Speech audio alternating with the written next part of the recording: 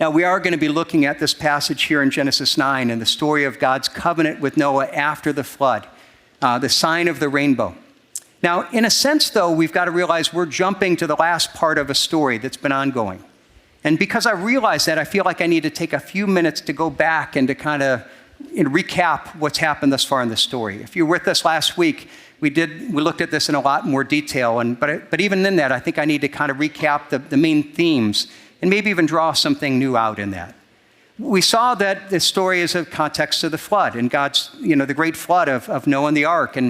But in that, we're also seeing that there's something about God's heart in the flood. A lot of times when people think of the story of Noah and the ark, right away we go to pictures of, well, it's a good story. We think of the kids, kids' art, and we've got the rainbow and happy animals, and Todd was saying, we've got 4 weeks of Noah's and the ark in our kids' curriculum this year. But it really isn't a kid's story when you think about it. It's a story about a great act of judgment and a flood that killed everyone and God's protection of Noah and his family in the midst of that judgment. Now, when we think about this and say, why would God do that? We have to start by looking at the problem of sin, the cancer of sin, the extent of how far sin had gone into humanity. We've been looking at Genesis, and we saw that from the beginning of the fall, Genesis 3, Adam and Eve ate the forbidden fruit. It kept getting worse and worse. The decline of mankind and the sin went deeper and deeper. And then we saw last week in verse 5 of chapter 6 how bad it became.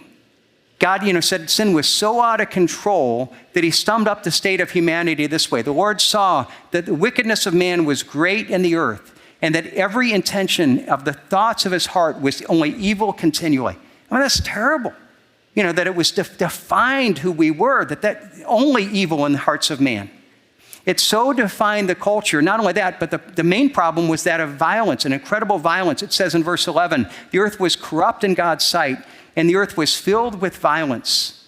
And so when we look at this, he says, there's a fall, and God's looking at it and saying it's so bad, man will not be able to recover, that he's literally destroying the earth. Now, when we read that, we might think immediately, okay, well, this is how bad it was, and God became angry, and God became wrathful. But that's not what it says. Look at what it says right after this description. See how God's responds. And the Lord regretted that he had made man on earth, and it grieved him to his heart. What we're told here is that it filled his heart with pain, that God saw evil, and it brought him pain. It brought him brokenness. Now, as we look at the flood, we see God judge sin. But it's vital to recognize, even when we see this picture of judgment, God is still acting out of his love, out of pain. See, the Bible is clear that God does judge sin, but his judgment is not just out of anger and wrath. It's actually an expression of his not only holiness, but his love as well. And we see him warning us against that judgment, offering us a way of escape from that judgment. We see it in the story of Noah, especially in 1st and 2nd Peter. It makes it really clear that God warned the people of Noah's day. For years he warned them, but they rejected his warning. And God is all-loving, but he's also holy and just, and will justly judge those who refuse his offer of grace. And what that means for us is that if you have somebody that says, no, I reject God, I don't want God in my life, ultimately when we die, God will give us eternity without him. That's what we've chosen. So we've got to see this, that God, there's the evil, and then we see God's love, and only then do we see how the flood is both an expression of his justice and his love. In a sense, it was like him doing radical surgery to deal with the incredible cancer of sin. Wickedness and violence had grown so out of control and so unrestrained. The evil was so dominant, prevalent throughout the world, that it dominated man's heart to the degree that God looked and says, man will never be able to set himself right. Literally, the world's going to destroy itself. And sin was like a cancer that had spread to the point that it was devouring the whole person. And God's heart was broken by what he saw. And he determined to stop the spread of cancer by sending the flood, in a sense, to cleanse the earth. It was a radical step to stop humanity from destroying itself. Now, I will acknowledge there are a lot of people that read this, and we struggle with this idea. How could God send this flood? It seems so radical. But let me talk about it in terms of our own human experience and see that we can understand this. If a parent had a child that had very, very aggressive cancer, Would it be loving for that parent to take their child and to submit them to an aggressive chemotherapy, knowing that that chemotherapy is going to get the child sick, that it's going to be painful? Would it be loving, if necessary, for the parent to consent to the amputation of a limb if it would cut off the cancer? We say, of course, yes, we understand that. Now, even as we say that, we realize that the child would not feel like it's loving. Why? Because they don't understand the threat of cancer. To them, it just seems something that is terrible and that is harsh. But because parents, we understand the nature of the cancer, even this aggressive and painful action is loving and compassionate, even as we know it causes not only great pain for our children, but it causes great pain for us as parents as we see our kids go through that. That's what the flood is all about. And so when we look at this, this was this radical step of God is saying, okay, I want to do this act of surgery. But then we ask, did it work? Did it cleanse the world of all sin?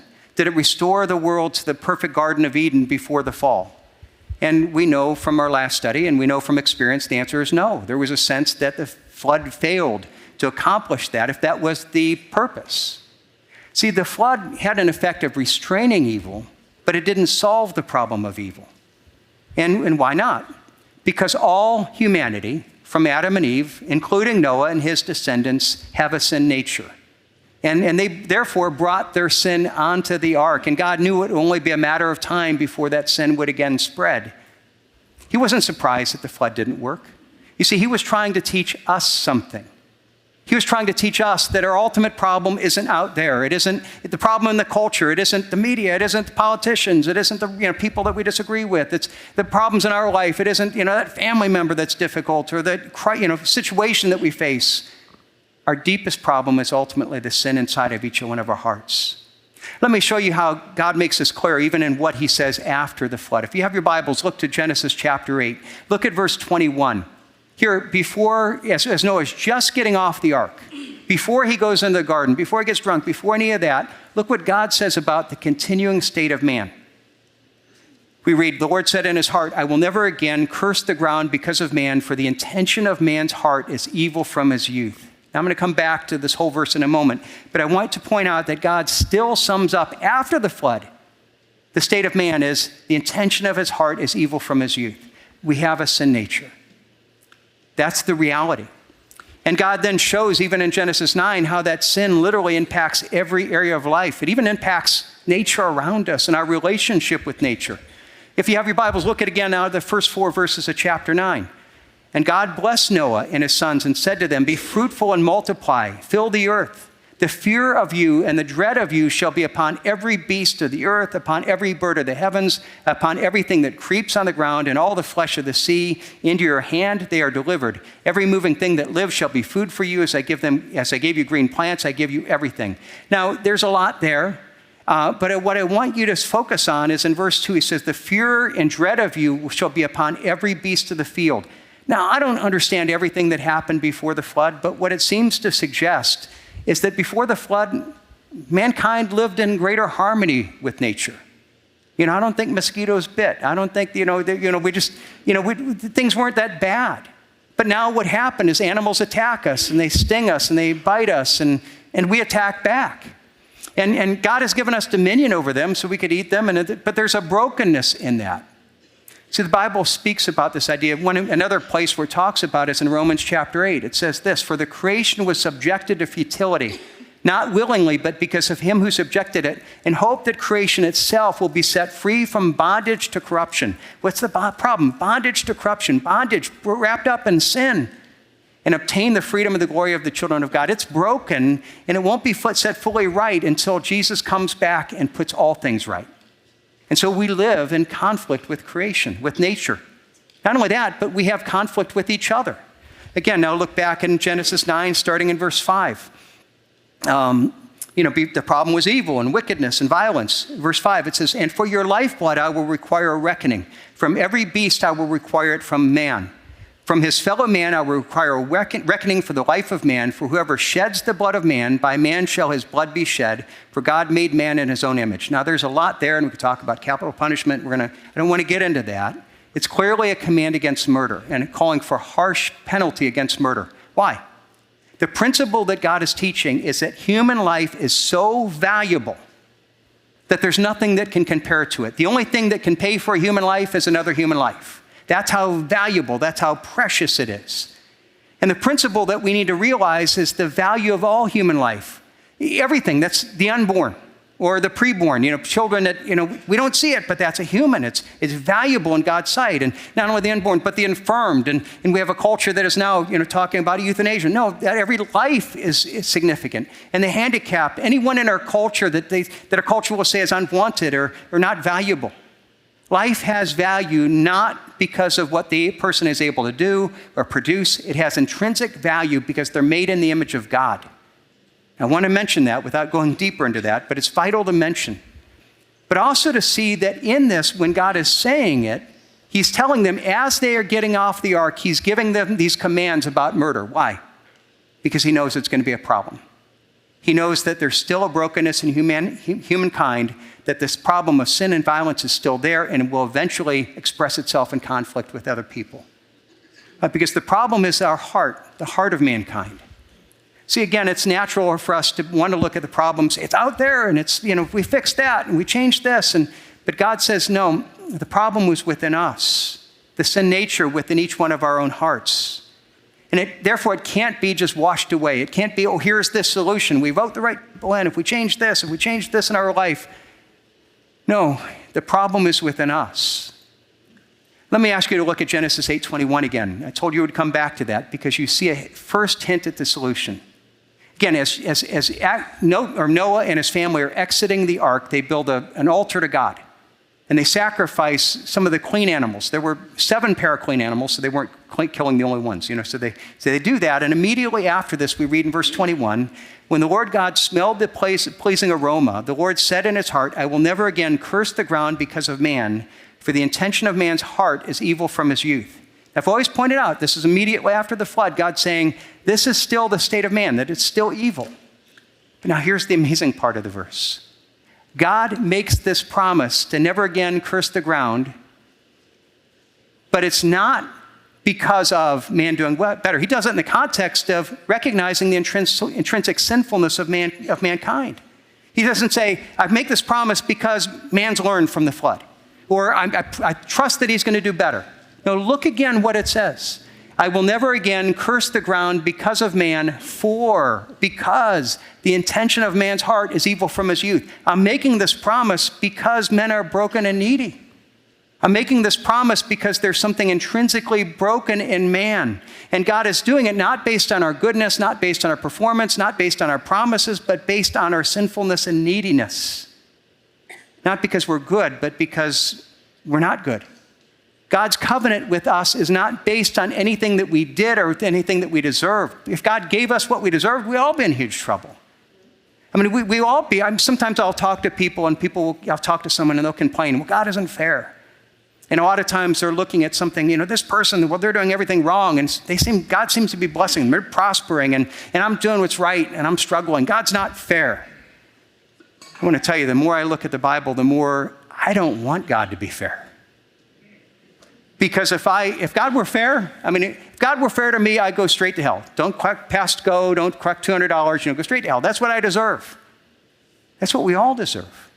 Why? Because Romans 3 says, for all have sinned and fallen short of the glory of God. Romans 6 teaches the wages of sin is death. If God were fair, because I'm a sinner, I justly deserve his punishment.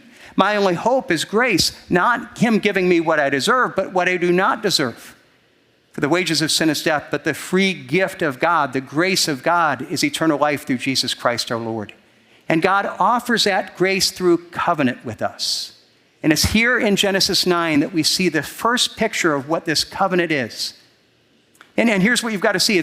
We're going to see in the whole Bible is a picture of covenant. In this first picture, it's kind of not real clear. It's kind of foggy. But we're going to see that it's only when we get to Jesus Christ it becomes totally clear. But we get the idea. Now, we saw in the beginning, covenant is repeated 7 times in these 10 verses. So it's clearly the vital thing in this passage. But then we ask, what is a covenant? It's in a word we don't use a whole lot. And somebody puts, well, it's kind of like a contract. Well, it is, but it's actually very different. When we think of a contract is basically, I agree to provide this, you agree to provide that. And if at any point either of us wants out, If any of us breaks the contract, then it's just null and void. It's something that we're no longer partners. It's a business agreement. It's conditional, and there's an easy out clause. Or if you break it, there might be a penalty, but it's a limited penalty, and it's spelled out. But a covenant is something that is far different. The whole idea of a covenant, it's unconditional, eternal promises. In our life, it's through our life, and with God, it's something that goes beyond our life. It goes for eternity. It's promises that include, promises of rewards as we keep the promises, negative consequences if we break them. Again, contracts have out clauses. There's a buyout, but a covenant doesn't have an out clause. It's a lifetime commitment. When we talk about marriage, that's not a contract, it's a covenant.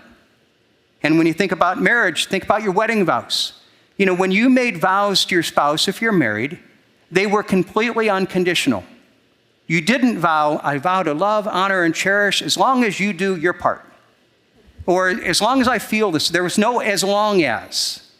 It's I vow to love, honor, and cherish until God separates us by death. It is a lifelong commitment that is only broken by death. And so if you're married, you look at your spouse and you remember your wedding day, that you vowed to love, honor, and cherish. And the question is, are you doing it? Not what are they doing, are you doing it? Are you living up to those covenant vows? Have you kept the vows? Now, throughout the Bible, God relates to us as covenants. That's a dominant theme in the Bible. In fact, the Bible, we have the Old New Testament. That's just another word for covenant. The whole Bible is even named after the concept of covenant. So the question is, what is the basis of the covenant with God? Now, what we're going to see is everything in the Bible all points to Jesus. Everything there.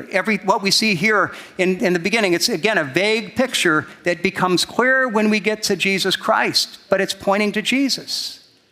Now let's go back to the first statement of this that we saw in 8:21, where God promised, I will never again curse the ground because of man, for the intention of man's heart is evil from his youth. What is the basis of the covenant here? It's not, okay, you're going to do better, you've learned. No, I'm making it because man is sinful. Because man has sin in their heart, they're evil from their youth. God desires a relationship with us. And he doesn't call us to earn it. He calls us to admit that we need him and that we want a relationship with him as our God. And then we come and we just admit the need. God, I agree with you, I'm a sinner. I agree that I'm here and I need you to do something in me. That's the gospel. And to make clear what God does, he gives us a sign. There's a sign of the covenant.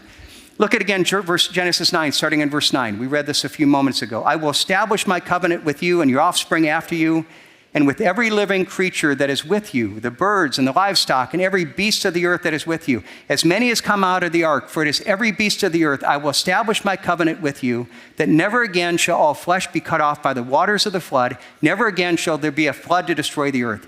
And God said, this is the sign of my covenant that I make between me and you and every living creature that is with you for all generations. I have set my bow in the cloud, and it shall be a sign of the covenant between me and the earth. So he makes a covenant, and he gives a sign, some kind of seal. Now again, we understand this, even in our human relationships. So I said that our human relationship, covenant relationship, is marriage. When you made vows and you got married, you gave a sign. You gave a wedding ring, which is a sign, a seal of that promise. It marks it, that we've entered into that. Now, God does that throughout the Bible. Every time he makes a covenant, he gives a sign. But it speaks of it not only as a sign, as a symbol. It's not just a token. It's a sign in the sense that it symbolizes. And God's signs are symbols of the nature of the covenant. So, for example, when Jesus gives us the new covenant, completion of the covenant, he says, okay, let me give you a couple signs. Well, one is the Lord's Supper or communion. And when we celebrate communion, Jesus said, this cup is my blood that is spilled for you. This is a sign of my blood being poured out. It's a sign of his death.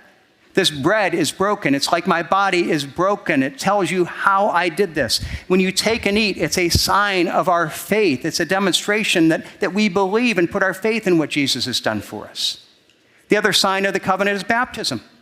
Todd mentioned we're going to have a couple, and we're excited about that. Well, what's baptism? Baptism is a sign that we need to be washed by God, that we need to be washed clean by his blood. And when you go down into the waters of baptism, our old self is being buried with Christ, and then we're brought up, and our new self, we're being raised again in new life in Jesus Christ. What a beautiful sign. Okay, so what is the covenant that God makes with us? The symbol of his grace. Okay, we all know the story. What is it? What is the sign? How many of you said rainbow?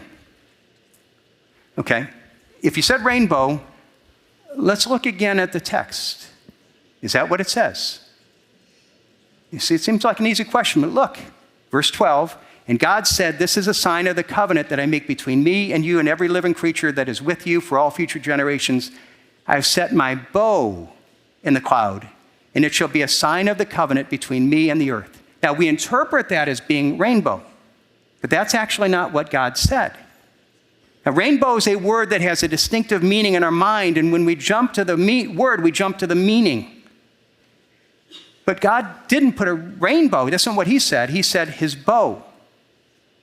Now, we said, what's a bow? Well, what was a bow in your hair? No, that's not what it means. Actually, the word here for bow means a battle bow, a weapon. In fact, every other time the word is used throughout the Bible, it always speaks of a bow and arrow. It always speaks of a weapon, a bow that's used in battle. Now, think about that. Think about a rainbow. It is a sign of a bow. God put his bow there. I've set my bow in the cloud, and it shall be a covenant between me and the earth. Now, let's think about this. Okay, I borrowed one of my boys' bow and arrow. Okay, you look at the bow here. And again, here's the image. Now, I thought about bringing arrows. Then I realized that we have kids that sometimes come up here afterwards, and they might play with this, and it might turn into a very dangerous illustration. And so parents with young children can appreciate that. Now let's see, just think, if we have an arrow, okay, when does this become threatening? It's only, okay, this is where the pointy end goes. This is where the threat is. All right, now think about this for a minute. Which way is that pointing? It's not pointing down, it's pointing up. It's pointing back towards heaven, towards God. Now, here's what I want you to think about this. God could have designed light and all these things that it pointed down. What if God put his bow pointing down? What would that communicate? It's the idea that, okay, God's looking out. I mean, it's almost then we'd feel like what a lot of people think. God's looking out to mess up. And it's like, oh man, Ribka, he's messed up. Let me get him. Boing. It's just like, oh man, that's what we think, is that God's looking. He wants to, just wang, he's just looking to pick us off. And that's what some people think. And here's what God's saying. No, I took my weapon and I laid it down pointing up. Now, what is it saying? It's saying that God is still a God of judgment, but he's not any longer a God of wrath. Why? Because where does the judgment go? Up towards God. It's an incredible picture of God's covenant with us. The idea that literally God's saying, there is still wrath to be paid. There's still a price to be paid for sin, but my arrows are now going into me. Into Jesus Christ. Now, just in case you say, well, man, I don't really see that's too wild. A couple chapters later, God makes the same point, different sign of the covenant, but let me take you there. Let me show you how this is illustrated in a different place. A few chapters later, Genesis 15. Here, God's making a covenant with Abraham.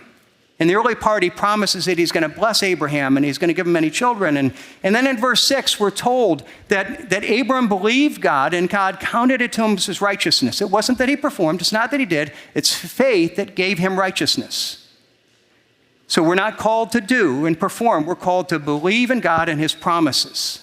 So let's see how this plays out. So then we go in verse 7. And he said to him, I am the Lord who brought you out from the Ur of the Chaldeans to give you this land to possess. But he, Abraham, said, oh God, how am I to know that I shall possess it? Now, he already believed. So when he says, how do I know? He's saying, if this is a covenant, then what's the sign of the covenant? Do I have a sign that I can hold on to? And so look at what happens. God says to him, bring me a heifer 3 years old, a female goat 3 years old, a ram 3 years old, a turtle dove. Now you read all these animals and then look what he does with the animals. And he brought him all these and he cut them in half. Imagine that. I mean, it's wild. And he laid each half over against the other, and he did not cut the birds in half. And when the birds of prey came down on the carcasses, Abram drove them away. And you're like, what in the world? You've got these animals. And you could just see this. I mean, I don't want to imagine this picture. Getting a sword, hacking them in half. I mean, he's bloody. And then they're separating them out. And there's blood between them. And what in the world is this all about? Well, in that culture, when you made a covenant, they termed you cut a covenant. It wasn't a sign of contract, and this is where covenant is a whole lot deeper. And you would, however big it was, you would take an animal, and if it was just a small thing, you'd take a bird. If it was a big thing, you'd take a cow, and you would take the animal and you would cut them in half. And then what you would have is you would have the two parties of the covenant go through, and they'd cut them in half. Their blood would be in between. They'd walk between the blood, and they would make the promises of the covenant. One would say, I promise to do this and this and this. The other would say, I promise to do this and this and this. And they would walk through what they're declaring, and if I break the covenant, may I be like these animals. That's pretty serious. I mean, that's you don't make that lightly, right? Because literally that's the price. A permanent covenant. Now, here you have God made this covenant, and it's like not just a cow. I'm going to take all the animals. It's the biggest covenant of all time, and Abraham cuts them all up. It's bloody. And it's not surprising. Maybe he's a little tired. So then, what do we see happen? As the sun was going down, a deep sleep fell on Abram, and behold, a dreadful and great darkness fell upon him. So, in a sense, that he doesn't have power and strength to do what is required next. He lacks the ability. And then here's what's the beauty of it. And then the sun had gone down, and it was dark. Behold, a smoking fire pot and a flaming torch passed between these pieces. On that day, the Lord made a covenant with Abraham. Here's what happened. Is Abraham falls asleep. He lacks the ability to even make the promises to God. And God says, all right, I'm going to walk through myself. I'm going to walk through and say, here are the promises. And if either of us break the term of the covenant, may I be cut in two. May I be like these animals. And so what you see, what's being promised here is that God is literally saying, this is the nature of the covenant. It's not you do and you perform. By faith, if you believe in me, it will be counted righteousness. And how is it counted righteousness? There is a price to be paid, but God will pay it. God will be torn in two. That's what Jesus Christ did. When he came on the cross, he said, okay, I am paying the price. I am the one that has walked through. I am torn in two because you have broken the term of the covenant. And so what we need to do is to have faith and believe in him. To, in a sense, then appropriate the promise of what God is saying here, all the way back in the bow, all the way back in Abraham, and made fully realized in Jesus. And realizing the rainbow, it's a thing of beauty because God's grace is beautiful. In fact, even when you think about that, a rainbow is always at the joining point between the sun and the storm. Where the sun and storm come together, where light and darkness come together. Why? Because that's even there you see a picture of God's mercy and God's grace and God's justice coming together. Because at Christ, God is fully just and God is loving and merciful. And there's the beauty of God's provision. So what does it mean? Well, first of all, it's the means the relationship with God is through covenant. It's not through religion. It's not through performance. The basis is God's covenant with man. It's not us promising to do better or trying harder. It's God makes his covenant based on the sinfulness and brokenness of man. The whole of the Bible, all the rules are kind of like saying, I just want to prove to you can't keep them.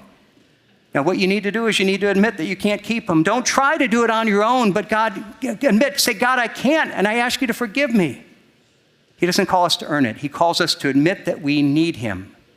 To say, God, I want a relationship with you. I want you to be my God, and I can't earn it. I ask you to forgive me through grace. Now, even in this, for some of us, for many of us who have accepted that, there may be times that God brought us to this where we were trying to do it on our own, and then difficulty and hardship. We came to the end of ourselves, and that's when God taught us to look up. Again, that's the rainbow. That oftentimes God brings us through storms and difficulty where we're doing it on our own, and suddenly we're at the end of ourselves when we look up, and that's where we see God coming through the storm. We see the beauty of God's grace. So the question, if you ever accepted Christ, if you ever embraced that gift of grace that he offers to you, it's offered to you today. For those of us that have, there's still, even for us, another layer of this. because we see in the rainbow the beauty of God's provision in the midst of life's storms. Think about it this way. The rainbow never comes on a sunny day. You never see it on a sunny day. We only see it in the midst of clouds and storms. That's the only time you could see a rainbow. And some of you might be in the middle of some terrible things in life. You might be going through the storm of life, and you're starting to feel like, God, what are you doing? What is it for, man? What's going on here? And God will often allow us to go through difficulty and say, well, I want you to look up, and I want you to see my provision. Look in the midst of the darkness. Look in the midst of the clouds. Let me show you that even out of these bad things that I can now provide and meet your needs, there's grace. See, the fact is we live in a fallen world. And in the midst of this fallen world, there is still sin, and there's still betrayal, and there's still terrible things that happen. There's still disease, and there's still sickness and death, and clouds and storms are part of our experience. And God allows that. But I love the promise of James 1 and 1 Peter 1 that tell us that God only allows it when he can use it for good, when he has a good purpose, when it grows our faith. Why? Because many of us can tell in our own lives. There are times like, man, things are going great. I become more and more self-reliant. And then suddenly something happens and I'm forced to look up. And I'm look up and it might see that all that I see is the storm. And God, what are you doing? But with the storm and the cloud, there's always the light of God's provision. There's always the beauty of the rainbow. And it's oftentimes in our life, we will totally miss that beauty until God gets our attention through that difficulty. And here's what I want to encourage you. If you are in the midst of that difficulty, look into the sky. For each one of us who even have that relationship, it's not only a reminder of what God does in Jesus Christ, that he's taken the arrows on our behalf, but it's a reminder that he's still involved in our life, that his provision is still with us, even in the midst of the storms, even in the midst of the difficulty. Take that as a promise that God gives to you personally today. So how you respond to his promise of grace. If you have a question about the message, Community Church, or Jesus Christ, send us a text to 330-400-3242. You can learn more about our events and community groups at ccpl.life/connect. There you can also send in a prayer request. We would love to pray for you. Have a blessed Lord's Day, and we'll see you on Sunday.